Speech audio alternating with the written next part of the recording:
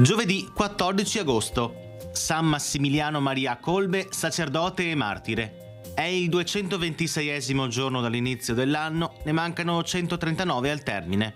Il sole sorge alle 6:10 e tramonta alle 20:20. La luna si leva alle 22:36 e tramonta alle 12:15.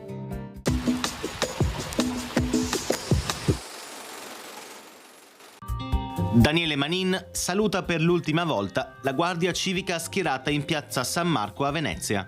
Nei 17 mesi della nostra rivoluzione si mantenne puro il nome di Venezia, già vilipeso ed ora venerato da amici e nemici. Il merito principale è dovuto allo zelo infaticabile della milizia cittadina, il cui nome rimarrà onorato nella storia.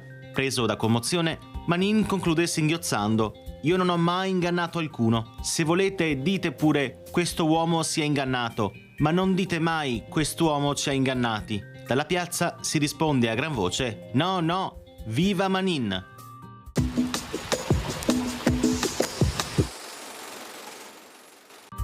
Le previsioni per domani.